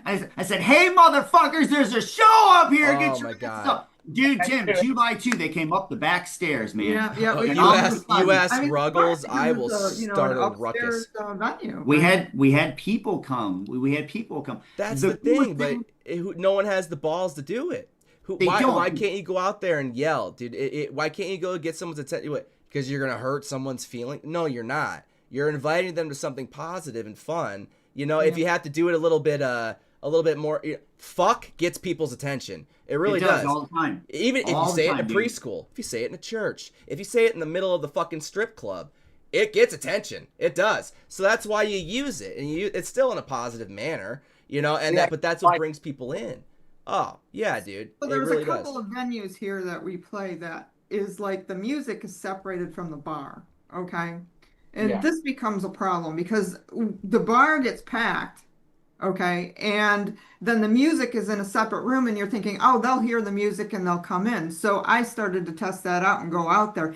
You can't hear shit in the bar. Yeah. So See, so fuck they don't that. even know the music is going on. Yeah. So, I'm out there, talking to everybody, trying to get them in, handing out stickers and whatever, telling them about the bands and stuff, trying to get people to come into the room and stuff. But, if they don't hear the music, they're not going to come in, Nope. Yeah, Nope. exactly. And if they're distracted with something else, then they're really not going to come in. So how do you get Right. these people in? We had a bar. I lined up a show, booked it, contract and all. We get there. I got 5 fucking bands. They're all here. Sorry, Tim, we double booked you. You got to go. Why? Because this guy's dressed in a fucking nice little dress shirt and shit, and I'm dressed in a punk vest, so I'm the guy that gets kicked. Bet. All right. So what did I do? I saw an abandoned parking lot across the street, and I said, And then I saw a transformer on that pole, and I said, You know what? Fuck this guy. I called the sheriff's department. I said, can we fucking borrow this place? We're not charging anybody anything. We're going to light up the street. And I looked at my sound guy and I said, do we have enough to be louder than these fucking dicks? And he's like, oh yeah, dude. Yeah, I got the whole trailer here. And I was like, let's set up. Let's go. And I was like, I rented a fucking generator. I went for it. And the sheriffs are like, a punk show? Where are you doing it at? And it was in the ghetto. It was definitely in the ghetto. And you know what? We had fucking homeless people there. We had people coming from the bank across the street coming to see this show. And all I did was throw donation buckets out there. That's all I did for bands. So, and what do the bands do? They give it back to the fucking community. They started handing out the fucking tips and their money to the homeless people. People coming in. It was amazing. It was a great time. But taking no for an answer, that needs to stop. Getting feelings hurt, that needs to fucking stop. Just grow up, man. We're not on the fucking playground anymore. Like, swallow your pride.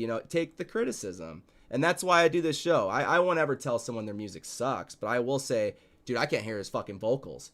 Or Andy will say that the guitar was kind of muddy. I couldn't really hear it over the drums. We'll say things like that. And they are honest. Sometimes they're a little bit brutal because I'm fucked up and on different things. But, but I do mean the best. I really do. But not taking no for an answer and getting different things to bring people in is huge. We're playing in a church. I'm planning a punk rock show. This guy, the fucking priest, reached out. He's like, oh, our youth, there's something this and that. They can't. We need to reach our youth. I'm like, well, have you seen my show? I was like, you want me over there? Are you sure about this? And he's like, yes. He's like, I would love that. I was like, all right, well, you're gonna have to move the pews out of the way. And I was like, and we'll run sound. And he's like, okay.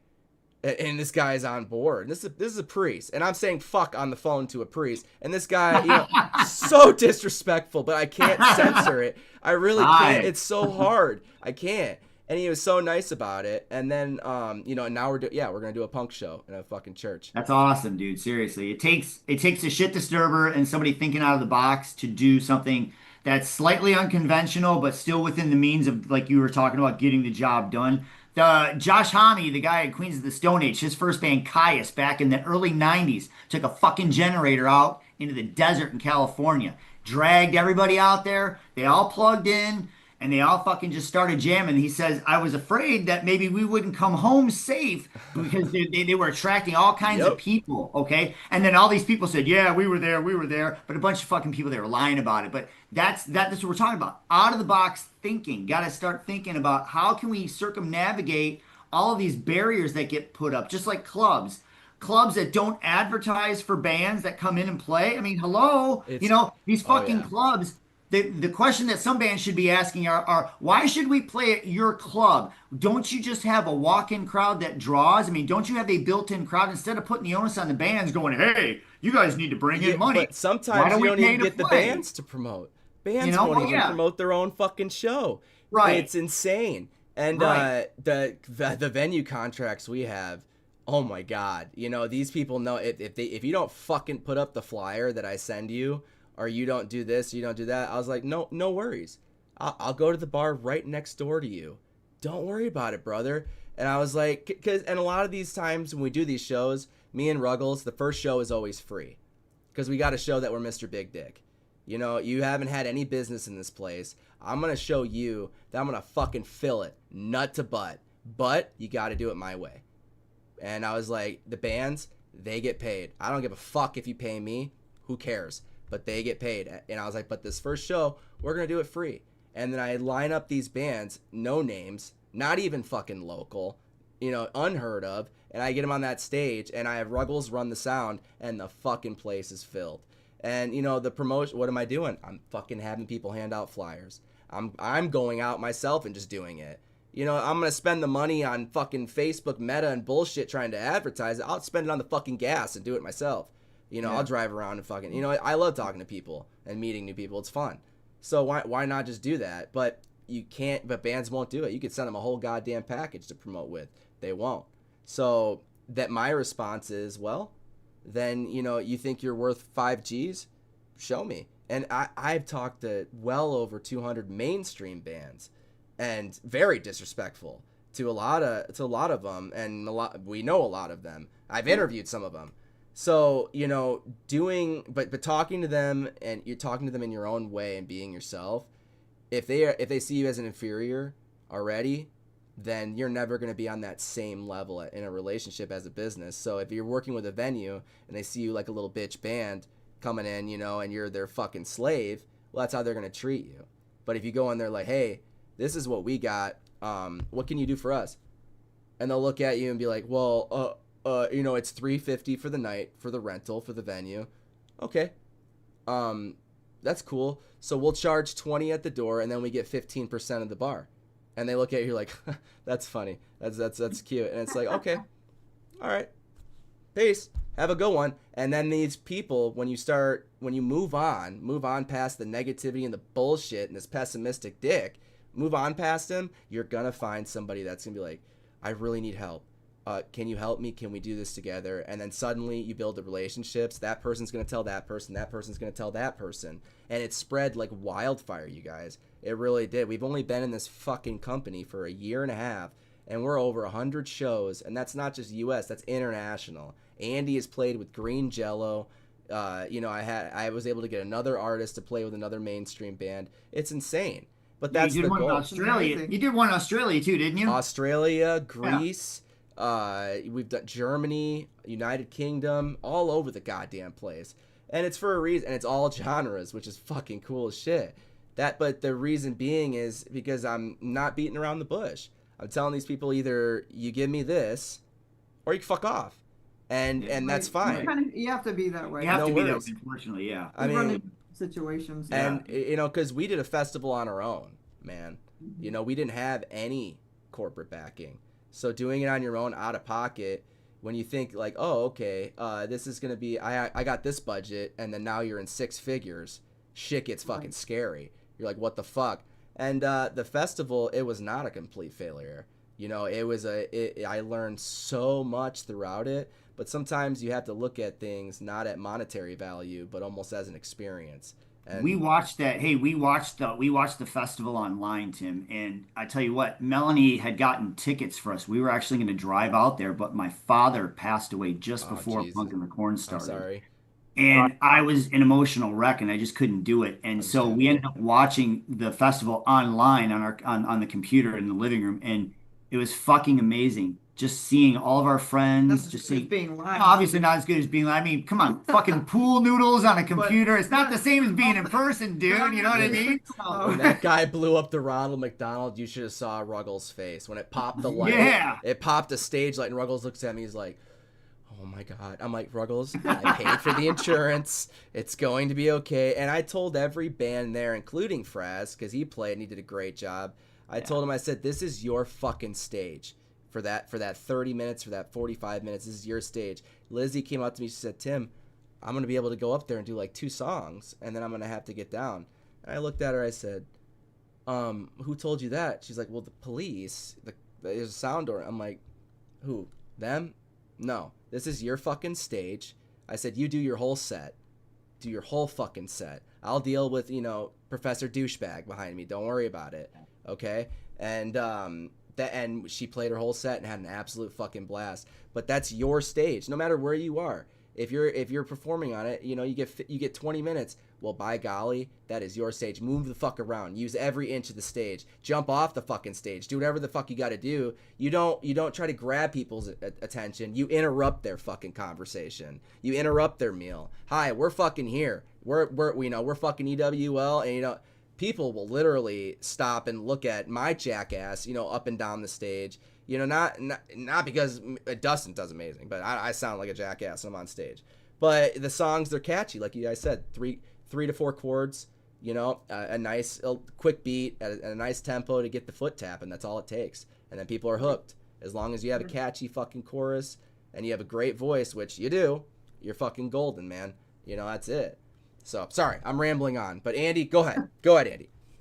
Yeah, so next time we come to Detroit, what can we expect to see when we see you play live? Describe a typical Snapcat Bandits show. What can we expect? Yeah, depending on the size of the stage, for instance, for venue. number one in the venue. Like Token Lounge, for instance. Well, yeah, okay, so we played a big stage, the Token Lounge, which is in the city of Westland here, which is probably 20 minutes from us. I grew up there, so we don't live too far from where I grew up. So so the Token Lounge has been around since 1971. It's a historic venue. They've had all kinds of big acts come through there, in and out, and they have tributes and covers and original acts. We played there last summer, so if you were to come see us at the Token Lounge, it's a pretty big goddamn stage. It's really, really big. So he's gonna be running around. So I'm gonna be running around like a madman back and forth, okay? Like I did last summer, okay? And it's pretty possible. It's pretty deep. So Melanie's on a drum riser behind me, and I'm in the front there, and I've got carte blanche. I mean, I've got the entire audience from left to right to look at, and when I'm running up and down there, and they've got really cool lighting too. They got these like they've got a little bit of the smoke fog thing going on, so you can see like the yellow lights and the purple lights cross you and all that. The atmosphere is really cool. The guy who runs sound there, Garrett, he's a really nice guy. He's worked with us. He's super friendly and super great. I mean, he goes direct on one side of the stage for me, and then he mics up the other side of the stage. He helped Melanie with her drums and kind of helped improve the overall quality of sound. So he's a guy who really cares about the sound that comes out towards the crowd.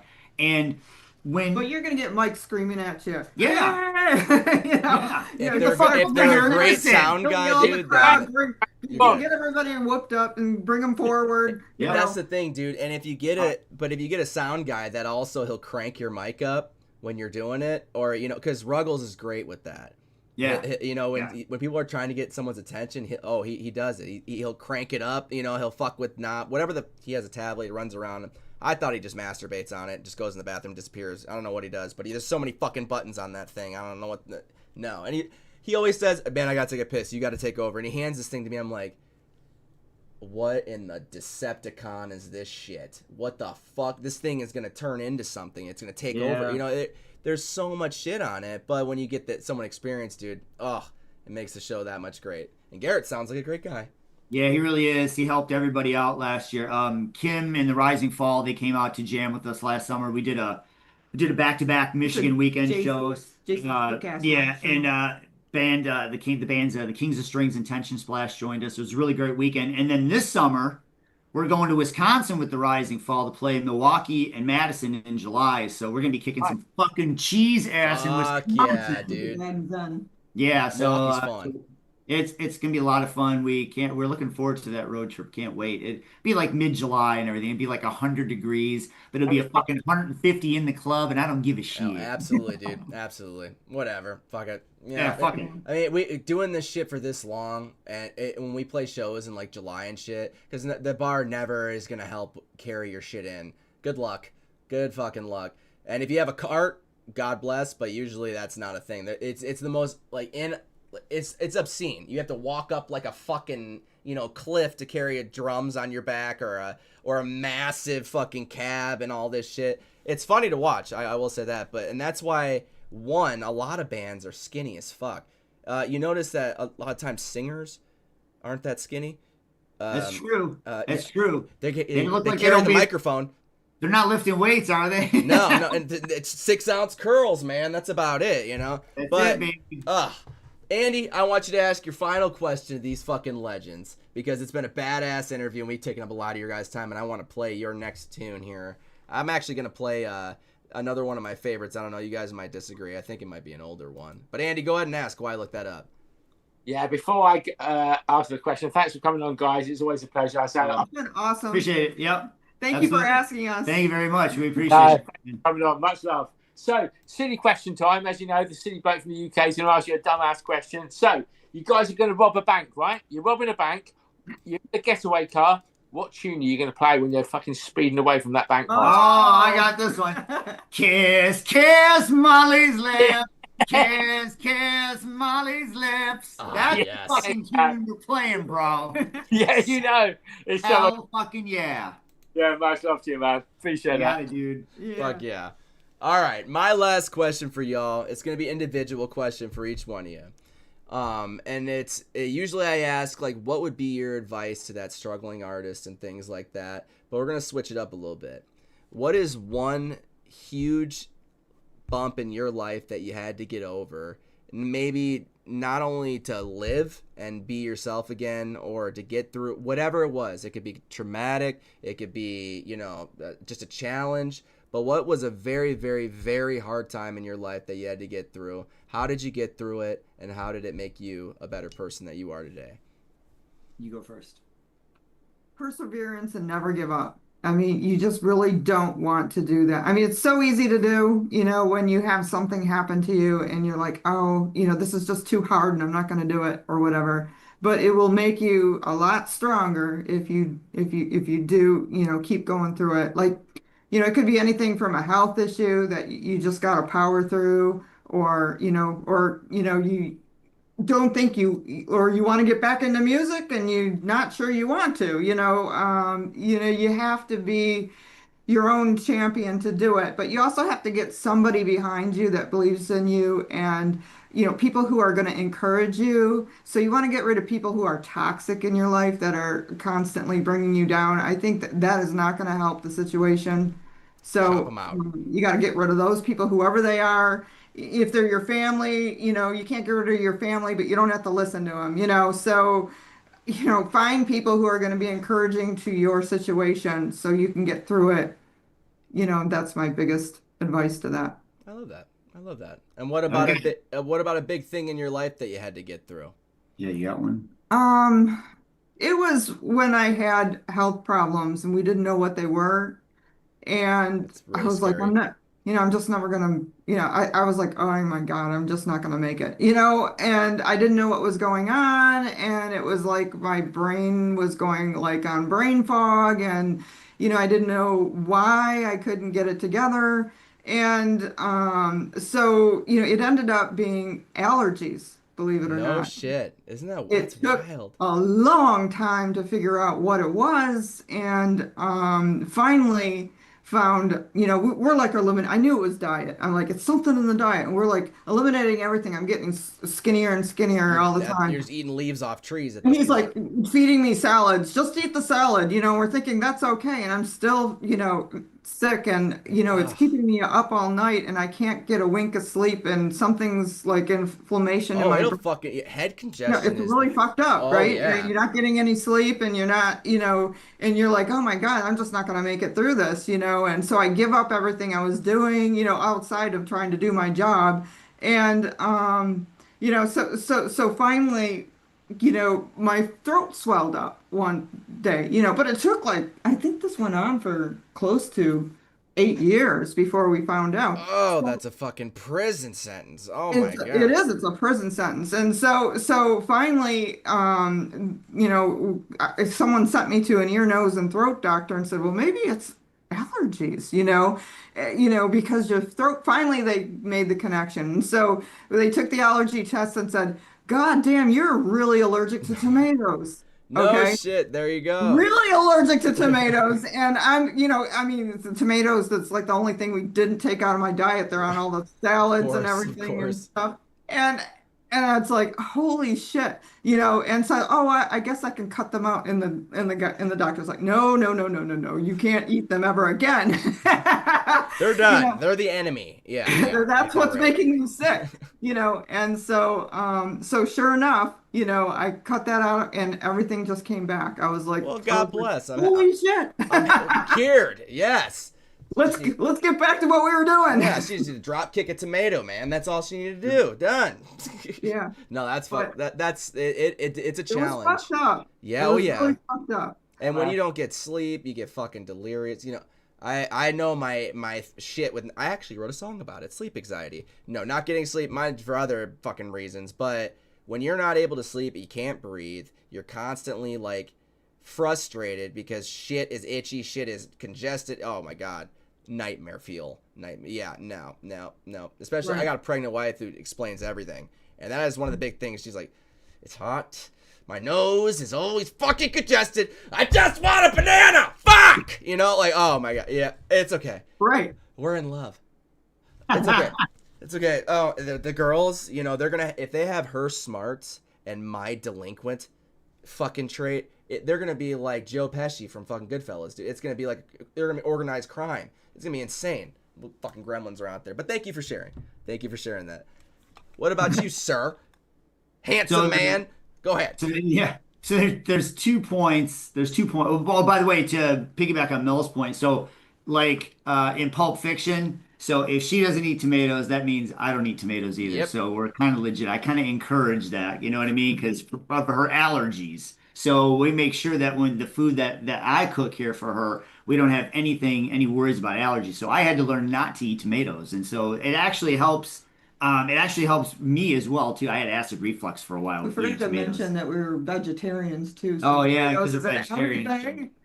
Damn. No, if she's a That takes vegetarian, that pretty much makes fucking me a I started vegetarian. eating chicken. Oh my god. Yeah, put me back in the padded room, man. Oh Jesus. Yeah. Nope. Yeah, Nope. no I couldn't. kidding. But what's your story? So I have 2 points in my life, and the first one was when my mother was diagnosed with cancer back in 1996. Fucking hate cancer. But yeah. I had just started playing guitar, and my mother, and my father had a hard time understanding my musical journey to want to learn how to play guitar and everything.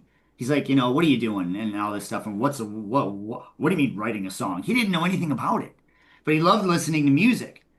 But my mother, she took an interest in it, and here she is, she's coming home from chemo and radiation treatments at the time. And, I didn't have a whole lot of money or anything. And my mom actually gave me my first start. She helped me buy my first Marshall amp. And she was like, sick and Yeah. everything. And I felt guilty taking anything from her because I didn't want anything. I says, Mom, I Right. says, I'll have to work for it myself. I'm good with this. And she said, No, Mike, she says, I want you to have this because I believe in what you're doing. And I think you're going to make something of this, whatever it is that you want to make from it. And so she gave me my start, but then the second point, the second half was 13 years later when she passed away in 2009. I had a really, really hard time making that transition to not having a mom. And I wasn't in a band. We weren't in a band at the time. We had put it down for a while. So I no had questioned. distractions, nothing. I That's had it. questioned, Crushed. do I want to do this? Do I even want to just pick up a guitar and write anymore? What was it? Because I think the song that I wrote before I put it down was Nothing to Prove. That ended up on our second record. So that Nothing to Prove is like 17, 18 years old. That's an old fucking song. Wow. No shit. And so that was like the last song I wrote. And then 2009 comes along and my mom passes away. And I'm like, do I even want to do this? Do I even want to write in anything? And so I remember going to bed one night and I was just like out of my mind. I wasn't wasn't ready to fall asleep, and I'm up at like 3, 4 o'clock in the morning. And I'm pacing the hallway and all that stuff, and all of a sudden I stopped in the hallway and I said, I said, Mom would want you to keep doing what you love doing. What are you doing to you? Absolutely. You're kicking yourself in the ass. You're beating yourself up for Absolutely. nothing. You're overthinking these situations. Just because mom's gone doesn't mean that you should give up on the things that you love doing. And so I think it was that turning point in 2009 that made me turn back into the direction of wanting to write music and keep going, even though we weren't in a band.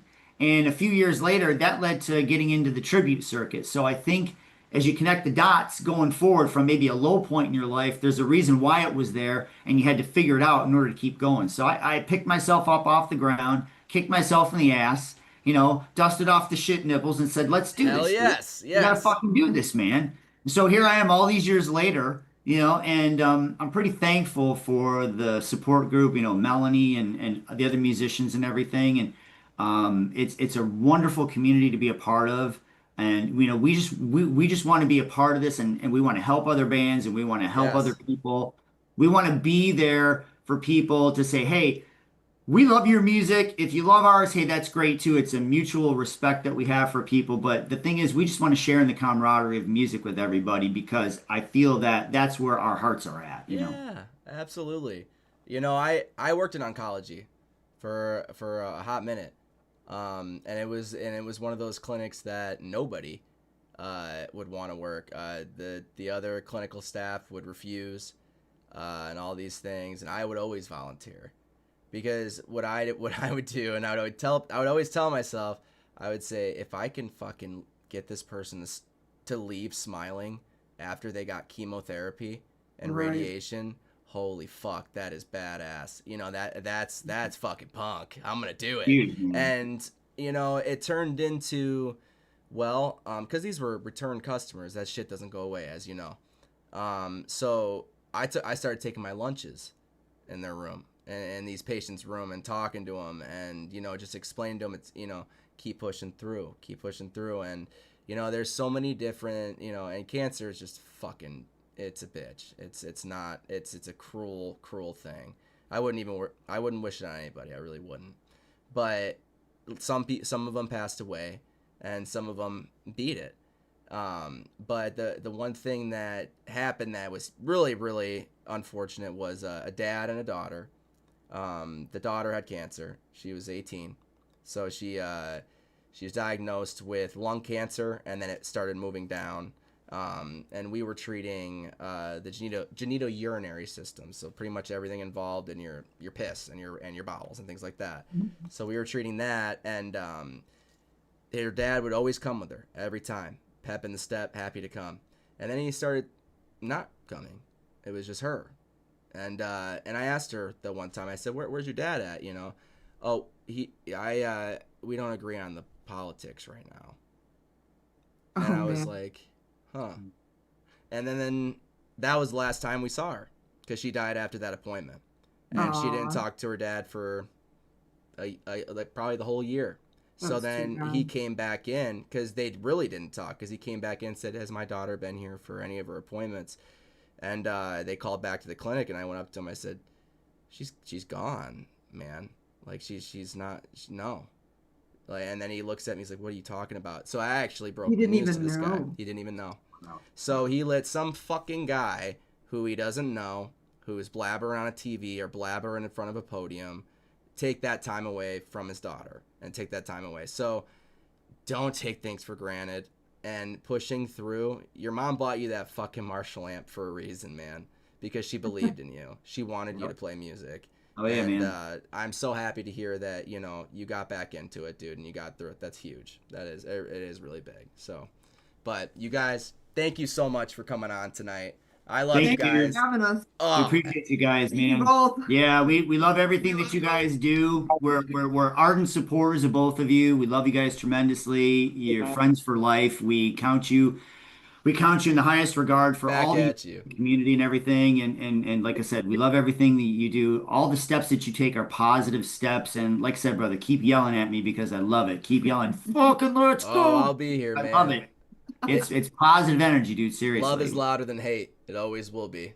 They really I will. bet you guys, man. So big love to you both, man. Thank you guys. Back at you guys, Seriously, man. Thank you so Love much. you guys. Love you, bro. Okay, man. Yep, Bye, you guys guys. take care. Cheers. Oh, God. Huh. I got a little dark there. I went down a path.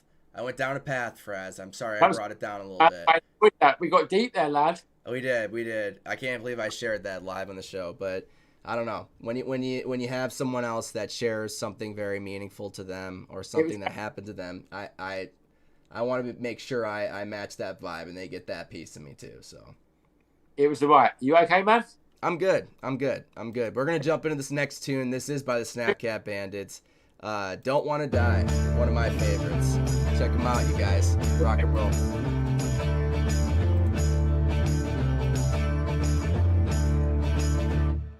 I'm crazy for taking a chance lately. I'm in a trance, baby. This is a yeah, 'cause baby, on you want to pen. Hold on to every day.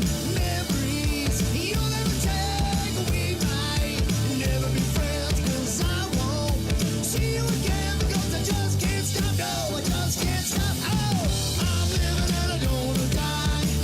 I'm living and I don't want to die. You ain't living till you give it a try. Say, I'm living and I don't want to die. Hey!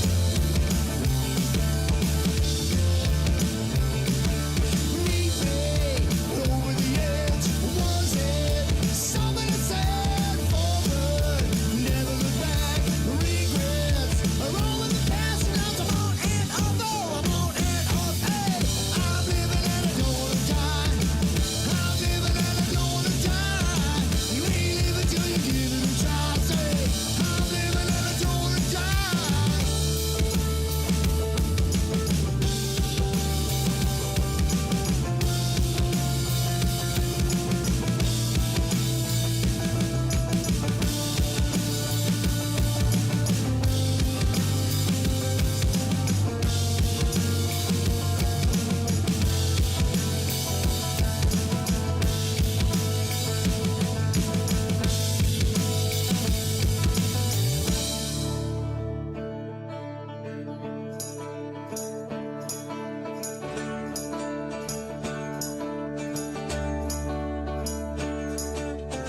You ain't living till you give it a try.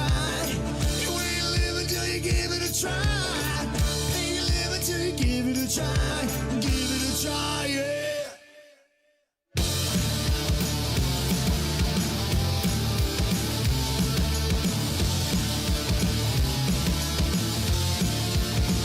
Cause I'm living and I don't wanna die. I'm living and I don't wanna die.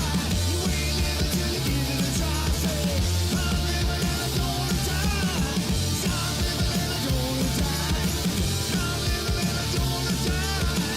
You ain't living till you give it a try. Say, I'm living and I don't wanna die. I don't wanna die. I don't wanna die. I don't wanna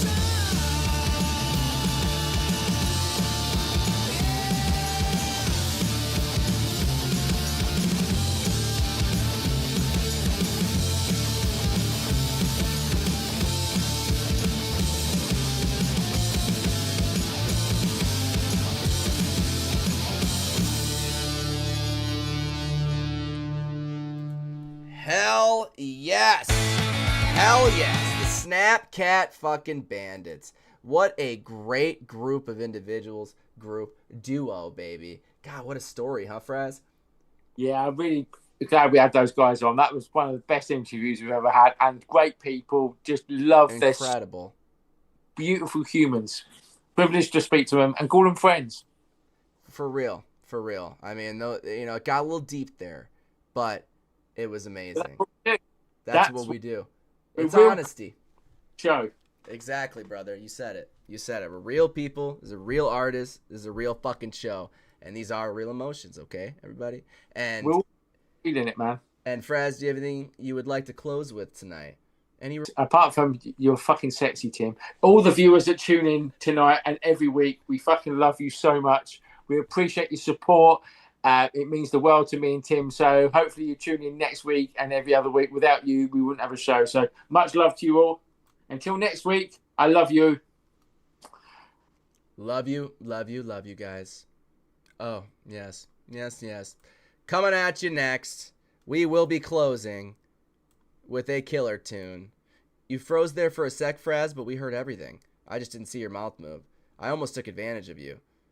It's all right, not the first time. No, man, but you said it. You said it just right. You know, you guys, we would be nothing without all of you guys. I mean, this family, this community, it's so fucking important. It's important to keep the love flowing and keep the negativity down. I mean, fucking A, life is already too negative. You gotta live with some positivity. You gotta push forward, and you know, music, it's a great way to push forward. So lean on each other, lean on us, and fucking A, man, we will see you guys next week for the EWL Indie Review Show, where we interview. Wow, we could be having the 5th member of Queen, a guy called Spike Edney. So he was the keyboardist and guitar player. He's played at Live Aid. He's played in Rock in Rio.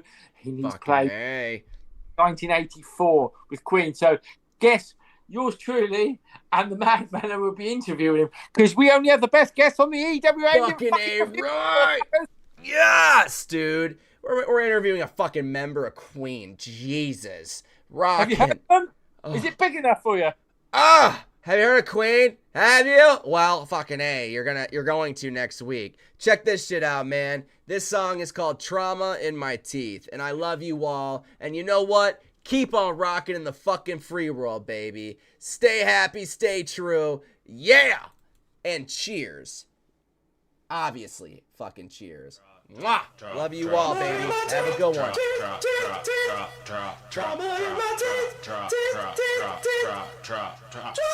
I got memories in my pockets. They rattle when I walk. Every step another heartbeat. I never learned to talk. Pressure in my skull, like a riot with the wind.